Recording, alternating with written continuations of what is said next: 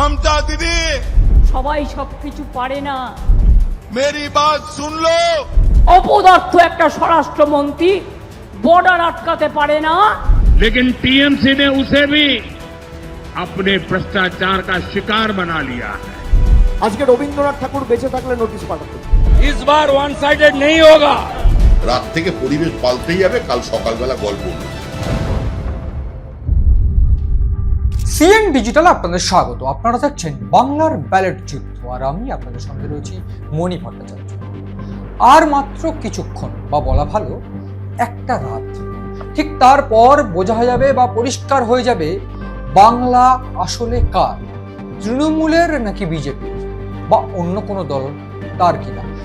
Basic যে জায়গাটা আমাদের বা আপনার বা সাধারণ মানুষের মধ্যে একটা অদ্ভুত প্রশ্ন উঠে আসছে যে আসলে এই বাংলা কার হতে চলেছে। একটা অদ্ভুত প্রশ্ন, এবং যে প্রশ্নের উত্তর এখনো অবধি সবাই চাইছে, বাংলার মানুষ অন্তত খোঁজার চেষ্টা করছে, এবং এই বাংলার মানুষ কাকে চাইছে সেই উত্তর নিয়ে মাথা ব্যথা দিল্লিরও। সেই জায়গায় দাঁড়িয়ে সাধারণ মানুষ কেউই কার্যত বুক ফুঁকে বলতে পারছে না, বা রাজনৈতিক দলগুলো বাদ দিয়ে কেউই বুক ফুঁকে বলতে পারছে না সহজে, বা বুদ্ধিজীবীদের একাংশ বা কেউই বলতে পারছে না বাংলা বিজেপি। এই একটা অদ্ভুত পরিস্থিতি, অদ্ভুত সমীকরণ, চারিদিকে একাধিক জোট, এবং এই জোট একেবারে তার উপরে প্যাচ। এই পরিস্থিতিতে একটু মনে করিয়ে দেবো এই অনুষ্ঠানে যে 2011 সালে মমতা বন্দ্যোপাধ্যায়ের সরকারে আসা বা তৃণমূলের সরকারে আসার যে অ্যাডভান্টেজটা ছিল, সেই অ্যাডভান্টেজটার পাশাপাশি কিন্তু 2026-এও বেশ কিছু অ্যাডভান্টেজ তৃণমূলেরও রয়েছে, বিজেপিরও রয়েছে। 2011-এর সঙ্গে 2026-এর পার্থক্য একটা বিরাট যে ঝড়, পরিবর্তনের ঝড়, যেটা 2011-তেও হয়েছিল, 2021-এও হয়েছিল, 2026-এও হয়েছিল। 2021-এ ফলাফলটি সেটা আপনারা সবাই জানি।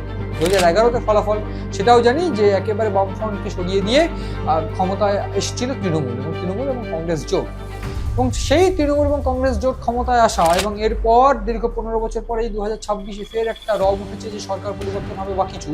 সেই জায়গায় দাঁড়িয়ে তৃণমূলের যেমন অ্যাডভান্টেজ আছে, অ্যাডভান্টেজ রয়েছে বিজেপিরও। ঠিক 2011-এর সঙ্গে তুলনা করে দেখব যে এক্স্যাক্টলি কি কি অ্যাডভান্টেজ রয়েছে। এই অনুষ্ঠানে আরো একটা জিনিস দেখবো গুরুত্বপূর্ণভাবে, যে কোন কোন কারণের জন্য 2026-এর পশ্চিমবঙ্গ বিধানসভা নির্বাচন কার্যত গুরুত্বপূর্ণ। আমি শুরুটা যেটা করব 2011-র বিধানসভা নির্বাচন। 2011-র বিধানসভা নির্বাচন যদি দেখি, তাহলে ফলো করব যে বেশ কয়েকটি দিক, যেখানে মমতা বন্দ্যোপাধ্যায় যে সময় ফেস হয়েছিল নন্দীগ্রাম আন্দোলন কিংবা সিঙ্গুর আন্দোলন, যে পদ্ধতিতে জমি অধিগ্রহণ করা হয়েছিল, সেই পদ্ধতি কিন্তু সাধারণ মানুষের মেনে নিতে পারেনি, এবং ঠিক সাধারণভাবে সেই পদ্ধতি মেনে না নেওয়ার দরুন যে সমস্যাটা ফেস করতে হয়েছিল বামফ্রন্টকে, যে একটা বড় অংশের মানুষের বিবেকে নাড়া দিয়েছিল, তারা প্রতিবাদ করেছিল, সেই প্রতিবাদের পর তাদেরকে মারধর করার যে চিত্রটা দেখেছিলাম, সেটাও কিন্তু বিবেকে নাড়া দিয়েছিল সাধারণ মানুষের। এবং সেই সময়ে একেবারে প্রতিবাদী মুখ হিসাবে, সাধারণ গুরুত্বপূর্ণ মুখ হিসাবে মমতা বন্দ্যোপাধ্যায়ের নাম ফুটে ওঠে, এবং মমতা বন্দ্যোপাধ্যায় সেই সময় নাম ফুটে ওঠার পর থেকে কার্যত বেশ কয়েকটা গুরুত্বপূর্ণ পজিটিভ সাইন তার দিকে কাজ করেছিল। কিরকম? অতিবাম যে সংগঠনগুলো, সেই সংগঠনগুলো কিন্তু সিপিআইএম এর বিরুদ্ধে কাজ করছিল তখন। কিরকম? তারা কিন্তু চায়নি যে এই অধিগ্রহণটা হোক, অথচ সরকারের বিরুদ্ধে কাজ করছিল। এবং ঠিক এই পরিস্থিতিতে কিন্তু সেই গোটা যে অ্যাডভান্টেজটা, সেটা তৃণমূল পায় এবং মমতা বন্দ্যোপাধ্যায় পায়। এই অ্যাডভান্টেজ, অন্যদিকে সাধারণ মানুষের মনের মধ্যে একটা বিক্ষোভ এই জমি অধিগ্রহণ নিয়ে, সেই বিক্ষোভ এবং তার পাশে অ্যাডভান্টেজ, এই অতিবামদের বিক্ষোভের অ্যাডভান্টেজ, সবটাই যেন তৃণমূলের পক্ষে গিয়েছিল। এইখানেই শেষ নয়, পক্ষে গিয়েছিল এইরকম বিষয়টাও, যেখানে বলা ভালো যে কেলেঙ্কারি, মমতা বন্দ্যোপাধ্যায় সেই সময় কোনো কেলেঙ্কারিতে যুক্ত ছিলেন, এবং মমতা বন্দ্যোপাধ্যায়ের যে উইংসটাও ছিল, যদি বলা ভালো সুব্রত মুখোপাধ্যায় বর্ষিয়ান নেতা, তাদের মতন যারা সরকার গড়েছিল, তাদের মধ্যে কোনো কলঙ্কের দাগ ছিল না। সেই একটা অ্যাডভান্টেজ নিয়ে কিন্তু একেবারে বিরাট মাত্রায় 2011 সালে ক্ষমতায় আসে কংগ্রেস এবং তৃণমূল জোট, এবং অর্থাৎ মমতা বন্দ্যোপাধ্যায়। এরপর একাধিক ক্ষেত্রে 2021-এ আমরা দেখেছি কিরকম প্রেক্ষাপট পরিবর্তন হচ্ছে। 2026-এ আমরা দেখছি একেবারে চরম যে পরিবর্তনের হাওয়া। বিভিন্ন জায়গায় বিভিন্ন এক্সিট পোল তারা বলছে পরিবর্তন হয়ে যাবে, সেক্ষেত্রে এক্সিট পোল মিলবে কিনা সেই প্রশ্ন তো কালই বোঝা যাবে, বা একেবারে রাত পেরোলেই পরিষ্কার হয়ে যাবে, সকাল হতেই, আগামীকাল 4 মে সকাল হতেই পরিষ্কার হয়ে যাবে। কিন্তু যেটা প্রশ্ন, যে প্রবলভাবে যে কয়েকটা অ্যাডভান্টেজ বিজেপির জন্য কাজ করছে বা ডিসঅ্যাডভান্টেজ বিজেপির জন্য কাজ করছে, তার তার মধ্যে এরকম রয়েছে, প্রবলভাবে অ্যাডভান্টেজের মধ্যে রয়েছে যে 15 বছর পর বহু অভিযোগ কিন্তু রয়েছে, যে অভিযোগের ক্ষেত্রে কিন্তু যেই আসুক ক্ষমতায় তৃণমূলকে সরাতে হবে, এইরকম একটা কিন্তু মনোভাব কিন্তু সাধারণ মানুষের মধ্যে কাজ করছে। কিছু অংশের মধ্যে, একাংশের মধ্যে সেই বেনিফিট কিন্তু তারা পাবে, বিজেপি পাবে। অন্যদিকে একটা কিন্তু বিষয় রয়ে গেছে যে 2011-তে, যেটা ডিসঅ্যাডভান্টেজ বলা ভালো, 2011-তে কিন্তু বাংলার বুদ্ধিজীবী মানুষ তারা কিন্তু এই সিঙ্গুর থেকে, নন্দীগ্রাম থেকে বিভিন্নভাবে এই আন্দোলনের বিপক্ষে ছিল বা সেই আন্দোলনের পক্ষে ছিল, বা এই সমস্ত জায়গায় যেখানে সিপিআইএম কট্টর মারধর করেছিল তাদের বিরুদ্ধে পথে নেমেছিল। কিন্তু বুদ্ধিজীবীদের একাংশ বা বুদ্ধিজীবীদের সিংহভাগ কিন্তু এখনো তৃণমূলের থেকে মুখ ফেরায়নি। সেই জায়গায় কিন্তু বিজেপির একটা ডিসঅ্যাডভান্টেজ থাকবে। অন্যদিক থেকে মমতা বন্দ্যোপাধ্যায় যেমন অতিবাম সংগঠনগুলোর সমর্থন পেয়েছিলেন, এইবার কিন্তু বিজেপির ক্ষেত্রে আমরা দেখেছি ভোট ভাগ হওয়ার একটা চিন্তা রয়েছে। কিরকম অতিবাম সংগঠনগুলো, এপিডিআর থেকে অন্যান্য সংগঠনগুলো, তারাও কিন্তু কোনোভাবে বিজেপির পক্ষে যায়নি। কিরকম, আমরা এপিডিআর সহ বিভিন্ন সংগঠন যারা কিনা সেই অতিবাম সংগঠনগুলো নামে পরিচিত, তারা সেই সময় কিন্তু আমরা দেখেছি তৃণমূলের ভোট ভাগ হওয়ার কোনো চাপ ছিল না, তার কারণ তারা একেবারে কংগ্রেস এবং তৃণমূল জোটকে সাপোর্ট করেছে। কিন্তু এইবার যেটা দেখা গিয়েছে, বিজেপি একেবারে কার্যত এককভাবে লড়ছে তৃণমূলের বিরুদ্ধে ঠিকই, কিন্তু এককভাবে সাপোর্ট কিন্তু তারা পাচ্ছে না। তার কারণ আইএসএফ বাম জোট, সেই জোটটাও কিন্তু এই মুহূর্তে এতটাই সক্রিয় যে সেই ভোট ভাগ হয়ে কিন্তু তৃণমূলের ভোট বা বিজেপির যে ভোটটা, যেটা এতদিন ধরে এই দুটো দলই পেয়েছে, সেই ভোটটা ভাগ হয়ে কিন্তু তাদের কাছেও কিছুটা ফিরতে পারে বলে মনে করছে বিশেষজ্ঞ মহল। সেটা আসলে কি হবে সেটা তো চৌঠা মে বোঝাই যাবে, কিন্তু এই একটা ডিসঅ্যাডভান্টেজ কিন্তু বিজেপির ক্ষেত্রে রয়েছে। অন্যদিকে বিজেপির সব থেকে বড় অ্যাডভান্টেজ সেটা হচ্ছে যে এইবারে কোনো ভোট ভুয়ো ভোট হয়নি। সেক্ষেত্রে একটা বড় অংশের ভোট মৃত, ভুয়ো ভোটার তাদেরকে বাদ দেওয়া হয়েছে। সেক্ষেত্রে প্রত্যেকটা দলই বলতে পারছে যে ভোটার যে ভোটার লিস্টে ভোট হয়েছে সেটা কিন্তু কার্যত একেবারে ফ্রেশ ভোটার লিস্ট। এই একটা পজিটিভ দিক কিন্তু বিজেপির জন্য রয়েছে। অন্যদিকে যদি দেখি অনুপ্রবেশ ইস্যুকে কিন্তু কার্যত গুরুত্বপূর্ণভাবে কাজে লাগিয়ে একেবারে চ্যাম্পিয়নের মতন ব্যবহার করেছে বিজেপি, এবং এই অনুপ্রবেশ ইস্যুকে ব্যবহার করার দরুন একটা গুরুত্বপূর্ণ দিক কিন্তু হয়েছে, সেটা হলো যে বিভিন্ন ক্ষেত্রে একটা লোকাল বাঙালি মানুষ যারা কিনা পশ্চিমবঙ্গের বাসিন্দা, যারা বাংলাদেশি, যারা অনুপ্রবেশকারী, তাদের বিরুদ্ধতা করে বরাবর, তাদের একটা পকেট ভোট ক্যাপচার হয়েছে তাদের, এটা কিন্তু একেবারে গুরুত্বপূর্ণ দিক। অন্যদিকে 2011-র সময় যে পালাবদল হয়েছিল, তৃণমূলের ক্ষেত্রে মমতা বন্দ্যোপাধ্যায়ের সততা কিন্তু একটা বড় গুরুত্বপূর্ণ দিক ছিল। ঠিক সেরকমভাবে বিজেপির ক্ষেত্রে বিজেপির লোকাল নেতৃত্বের মধ্যে কিন্তু একটা সততার প্রশ্ন উঠছে, এবং সেইখানে দাঁড়িয়ে তৃণমূলকে কিন্তু বিজেপি ছাপিয়ে যাবে বলে মনে করছে একাংশ। ফলে সেই জায়গা থেকে অ্যাডভান্টেজ কিন্তু তৃণমূলের যেমন রয়েছে, বিজেপিরও রয়েছে, এবং এক্ষেত্রে তৃণমূলের ডিসঅ্যাডভান্টেজ বেশ কয়েকটি রয়েছে। সেক্ষেত্রে দুর্নীতি সহ বিভিন্ন ইস্যু, এসআইআর প্রক্রিয়ায় বিভিন্নভাবে মুসলিমদের নাম বাদ দিয়েছে, এই একটা অভিযোগ রয়েছে। বিভিন্ন দুর্নীতির ইস্যু খাড়া করতে চাইছে বিজেপি, সেটা রয়েছে। অনুপ্রবেশকারীদের ইস্যু খাড়া করতে চাইছে বিজেপি, সেটাও কিন্তু ডিসঅ্যাডভান্টেজ হিসেবে রয়েছে। কিন্তু অ্যাডভান্টেজ হিসেবে এরকমও রয়েছে যে এসআইআর এর পাশাপাশি বাঙালি অস্মিতা নিয়ে লড়াই, সেটা কিন্তু অত্যন্ত গুরুত্বপূর্ণভাবে একেবারে মমতা বন্দ্যোপাধ্যায় লড়েছেন এবং অভিষেক বন্দ্যোপাধ্যায় সেটাকে সয় দিয়েছেন।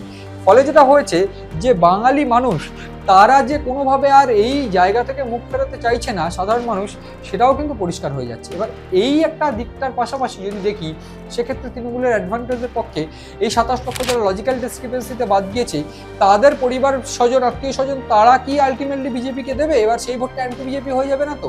সেই একটা দিক কিন্তু তৃণমূলের পজিটিভ ক্ষেত্রে কাজ করবে বলে মনে করছে বিশেষজ্ঞ মহল। এবং এর পাশাপাশি আরও একটা অ্যাডভান্টেজ দিক রয়েছে। কীরকম? সেটা হচ্ছে এই সাধারণ মানুষের ভোট, সাধারণ মানুষের মধ্যে মহিলা ভোট এবং যুবদের ভোট।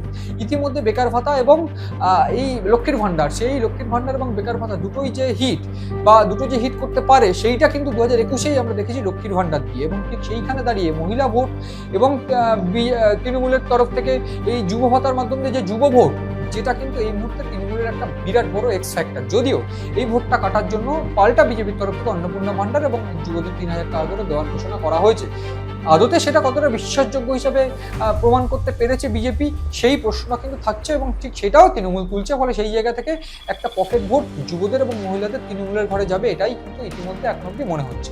এটা তো গেল কার অ্যাডভান্টেজ, কার ডিসঅ্যাডভান্টেজ। তৃণমূলের কতটা অ্যাডভান্টেজ পরিবর্তনের ক্ষেত্রে 2026-এ বিজেপির কতটা ডিসঅ্যাডভান্টেজ বা অ্যাডভান্টেজ, এটা তো গেল। কিন্তু প্রশ্ন, কোন 5টা কারণের জন্য এইবারের বিধানসভা নির্বাচন অত্যন্ত গুরুত্বপূর্ণ, সেই আলোচনায় যদি আমি যাই, তাহলে শুরুতে যেটা বলবো, মমতা বন্দ্যোপাধ্যায় এবং অভিষেক বন্দ্যোপাধ্যায় একেবারে শুরুতেই বাঙালি অস্মিতা, এসআইআর নিয়ে যে লড়াই করেছিলেন, সেই লড়াইয়ের পাশাপাশি বাঙালি অস্মিতাকে নিয়ে যে চরম ন্যারেটিভ তারা ছড়িয়ে দিতে পেরেছেন যে বাঙালিকে এখানে বিজেপি এলে মাছ খাওয়া বন্ধ হয়ে যাবে। এক্ষেত্রে তাকে বিজেপিকে প্রমাণ করতে হয়েছে মাছ খেয়ে, অনুরাগ ঠাকুর সহ অন্যান্যদের যে বাঙালি বিজেপি এলে মাছ খাওয়া হয়তো বন্ধ হবে না। এইরকম বেশ কিছু ন্যারেটিভ কিন্তু সাধারণ মানুষের মনের মধ্যে ছড়িয়ে দিতে তারা পেরেছে এবং ঠিক সেই জায়গায় দাঁড়িয়ে সাধারণ মানুষের নাম বাদ যাওয়া, বাঙালি অস্মিতা নিয়ে লড়াই করা, সুপ্রিম কোর্ট অব্দি মমতা বন্দ্যোপাধ্যায়ের যাওয়া, এইটা কিন্তু একটা গুরুত্বপূর্ণ দিক এইবারের বিধানসভা নির্বাচনে। ঠিক সেই জন্যই কিন্তু বারবার করে বলবো যে কে ক্ষমতায় আসছে, তৃণমূল না বিজেপি, এটা কেউ বুক ঠুকে বলতে পারবে না, কেউ এখন অব্দি বুক ঠুকে বলতে পারবেন না। এই সমীক্ষক সংস্থা তারা কিন্তু বলছে কিছুটা বিজেপি এগিয়ে। এক্ষেত্রে বারবার করে মনে করিয়ে দেবো যে গত 20 বছরের সমীক্ষক সংস্থা কোনোভাবেই মেলাতে পারেনি সঠিক হিসেবটা, অন্তত বাংলার ক্ষেত্রে। এইবার আমি যাব যে সহিংসতাপূর্ণ নির্বাচন, সহিংসতা মুক্ত নির্বাচন কীরকম আমরা যদি দেখি, সেক্ষেত্রে একেবারে বিদ্বেষ, অশান্তি, লড়াই, সেইটা কিন্তু এইবারের বিধানসভা নির্বাচনে হয়নি। যেটা 2021-এর বিধানসভা নির্বাচনে 24 জনের মৃত্যু হয়েছিল, তার আগেও আমরা দেখেছিলাম কার্যত ভোট লুট, ভোট ব্যাংক একেবারে রিগিং, মারধর করা, বোম্বিং, গুলি চালানো, ব্যালট বক্স লুট করে নিয়ে যাওয়া, এই চিত্র আমাদের কাছে পশ্চিমবঙ্গের নির্বাচনের জন্য একেবারে উপযুক্ত পরিলক্ষিত চিত্র ছিল। কিন্তু সেইটা এইবার বদলে দিয়েছে এবং সেই চিত্রটা বদলে যাওয়ার ফলে আদতে মানুষের মনের মধ্যে যে ভোট দেওয়ার সক্রিয়তা বা একেবারে স্বতঃস্ফূর্তভাবে যে ভোট দেওয়া, সেইটা কিন্তু কোথাও গিয়ে কাজ করছে, সেইটাই মনে করছে নির্বাচন কমিশন। এবং ঠিক সেই জন্যই পশ্চিমবঙ্গের ক্ষেত্রে প্রায় 93%, 92.47% ভোট পড়ছে, কার্যত নজিরবিহীন। সেই জায়গার দিক থেকে দেখতে গেলে ভোটদানের সর্বকালীন রেকর্ড। আমরা গতকাল উপনির্বাচন দেখেছি, সেই উপনির্বাচনেও কিন্তু আমরা দেখেছি যে কার্যত 92-93% ভোট পড়েছে, 15টি মাত্র বুথে ভোট হয়েছে, সেইখানে 92-93% ভোট। এবং দুটো দফাতেই প্রায় 93-এর কাছাকাছি ভোট, 93% কাছাকাছি যে ভোট পড়েছে, সেইখানে অ্যান্টি ইনকামবেন্সি কাজ করছে কিনা এইখানে এটা বোঝা একেবারে জটিল, যেটা আমি বারবার করে বলছি। সেক্ষেত্রে বহু এক্সপেক্টার রয়েছে যে যারা বাদ পড়েছে যাদের নাম, তারা কি বিজেপিকে দেবে একটা প্রশ্ন, এবং যারা এতদিন ধরে ভোট দিতে পারছিলেন না, স্বতঃস্ফূর্তভাবে ভোট দিচ্ছেন, বেরিয়ে এসে ভোট দিচ্ছেন, তারা কার পক্ষে যাবে, তৃণমূলের নাকি বিজেপির? অন্যদিকে মহিলা, যুব, তারা কাদের পক্ষে যাবে, এটাও একটা পয়েন্ট। এবং তার পাশাপাশি পরিযায়ী শ্রমিকরাও ফিরে ভোট দিচ্ছেন, তারা কাদের পক্ষে যাবেন, এই সমস্ত ইস্যু কিন্তু রয়েছে। তার পাশাপাশি কিন্তু এটাও রয়েছে যে বাঙালি ইস্যু। ফলে সেই জায়গা থেকে সর্বকালীন রেকর্ড যে হচ্ছে 92-93%, তাতেও কিন্তু কেউ এখন অব্দি বোঝা পাওয়া যাচ্ছে না। যদিও তৃণমূলের তরফ থেকে মমতা বন্দ্যোপাধ্যায় গতকালই কাউন্টিং এজেন্টদের নিয়ে বলছেন নিশ্চিন্ত থাকবেন, 200টার উপরে আসন পাবো। পাল্টা বিজেপি কিন্তু রাজ্য বিজেপি সভাপতি সমীর ভট্টাচার্য থেকে শুরু করে একেবারে বিরোধী দলনেতা শুভেন্দু অধিকারী, তারা কিন্তু প্রত্যেকেই বলছেন যে তারাও 200-র বেশি আসন পাবেন। প্রত্যেকে তাদের জায়গা থেকে আত্মবিশ্বাসী, সেটাই হওয়া উচিত। সেক্ষেত্রে অ্যান্টি ইনকামবেন্সি যে প্রশ্ন, সেই প্রশ্নও কিন্তু থাকছে। এইবার আসবো যে মমতা বন্দ্যোপাধ্যায়ের বিরুদ্ধে লড়াই করার জন্য একেবারে কলকাতায় ঘাঁটি গেড়ে বসেছিলেন অমিত শাহ, প্রধানমন্ত্রী নরেন্দ্র মোদী। আমরা বিভিন্ন ক্ষেত্রে দেখেছি যে সেটা আসাম হোক বা বিভিন্ন জায়গায়, পুডুচেরি হোক, তামিলনাড়ু হোক, ভোট সভা সেরে পশ্চিমবঙ্গ থেকে দিল্লি চলে গিয়েছেন বিভিন্ন নেতৃত্বরা। কিন্তু এক্ষেত্রে পশ্চিমবঙ্গের ক্ষেত্রে বিভিন্ন জায়গায় ভোট চলাকালীন, ভোটের দিন, ভোটের আগের বেশ কয়েকদিন কার্যত অমিত শাহ, নরেন্দ্র মোদী কলকাতার মাটিতে দাঁত কামড়ে পড়েছিলেন, বিভিন্ন জায়গায় সভা করেছেন, একেবারে স্টার ক্যাম্পেনার থেকে শুরু করে বিপ্লব দেব থেকে শুরু করে একেবারে হিমন্ত বিশ্ব শর্মা থেকে শুরু করে উত্তরপ্রদেশের মুখ্যমন্ত্রী যোগী আদিত্যনাথ থেকে শুরু করে একেবারে হেভিওয়েট নেতারাও কিন্তু এখানে এসে প্রচার করেছেন। এবং ঠিক সেই জায়গা থেকে বাংলার মাটি যে দুর্জয় ঘাঁটি, সেইটাই কিন্তু বারবার করে প্রমাণ হয়েছে। এবং সেই জায়গায় দাঁড়িয়ে একেবারে বিজেপির উচ্চ নেতৃত্ব, একেবারে কেন্দ্রীয় নেতৃত্বদের মাটি কামড়ে পড়ে থাকা, সেটাই কিন্তু এই নির্বাচনের গুরুত্বকে আরও বাড়িয়ে দিয়েছে। এবং এই জায়গায় দাঁড়িয়ে আমাকে বলতেই হবে একেবারে গুরুত্বপূর্ণভাবে মমতা বন্দ্যোপাধ্যায় কিন্তু বিচলিতই লাগছিল। কীরকম, এই বিষয়টা হয়তো সবাই বলতে চাইবে না, কিন্তু বেসিক্যালি আমরা লক্ষ্য করেছি যে মমতা বন্দ্যোপাধ্যায় কিন্তু কিছুটা বিচলিত। তার কারণ তিনি ভবানীপুরের ক্ষেত্রে তিনি যে নির্বাচন চলাকালীন বিভিন্ন জায়গায় তিনি বিভিন্ন বুথে ঘুরেছেন, কার্যত ঘুরেছেন। আমরা 2021 এই চিত্র দেখিনি, কিন্তু 2021-এর পর এই 26-এর বিধানসভা নির্বাচনে তিনি বিভিন্ন বুথে ঘুরেছেন, তিনি মেজাজ হারিয়েছেন, কার্যত অভিযোগ করেছেন কেন্দ্রীয় বাহিনীর বিরুদ্ধে। এবং বিভিন্ন জায়গায় বিভিন্নভাবে তিনি স্ট্রংরুম পৌঁছে গিয়েছেন, তিনি কার্যত এই যে কাউন্টিং এজেন্টদের নিয়ে যে বৈঠক করেছেন, এবং ঠিক সেইখানে দাঁড়িয়ে সাধারণ মানুষের প্রত্যেকটি জেলায় জেলায় ঘুরে, বিভিন্ন ব্লকে ব্লকে ঘুরে বা বিভিন্ন বিধানসভার এলাকাগুলো ঘুরে অভিষেক বন্দ্যোপাধ্যায়, মমতা বন্দ্যোপাধ্যায় সভা করেছেন। কার্যত নজিরবিহীন। 2011-এর ক্ষেত্রে কিন্তু এতটাও অ্যাক্টিভিটি আমরা দেখিনি। সেখানে দাঁড়িয়ে তারা আত্মবিশ্বাসী ছিল যে জিতবে। সেই জায়গায় দাঁড়িয়ে এই যে অবিচলতা, সেটা কিন্তু একটা কাজ করছে। তার পাশাপাশি মমতা বন্দ্যোপাধ্যায়ের একার বিরুদ্ধে লড়াই করার জন্য কার্যত বিজেপির কেন্দ্রীয় সমস্ত নেতৃত্ব বাংলায় দাঁত কামড়ে পড়েছিল। ফলে লড়াইটা যে সমানে সমানে, সেটাই পরিষ্কার।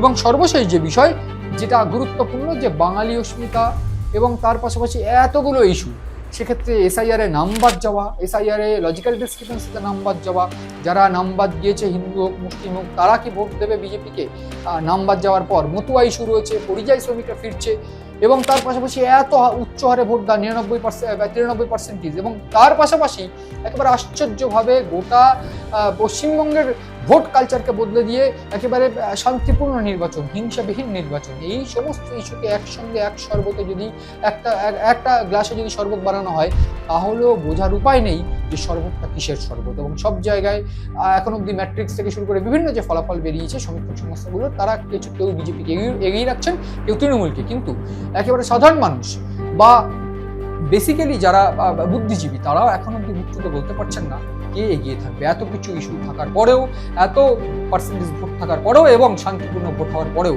কেউ বলতে পারছেন না যে কে এগিয়ে থাকবে, বিজেপি নাকি তৃণমূল। ফলে সব মিলিয়ে এটা পরিষ্কার যে এইবারের বিধানসভা নির্বাচন বেশ কয়েকটি কারণের জন্য অত্যন্ত গুরুত্বপূর্ণ, এবং তার পাশাপাশি এইবার 4 মে আগামীকাল অর্থাৎ রাত পেরোলেই বাংলা আসলে কাকে বেছে নেবে, তৃণমূলকে নাকি বিজেপিকে, সেটাই আমরা দেখব মাত্র কিছুক্ষণ পর বা মাত্র কয়েক ঘন্টা পর।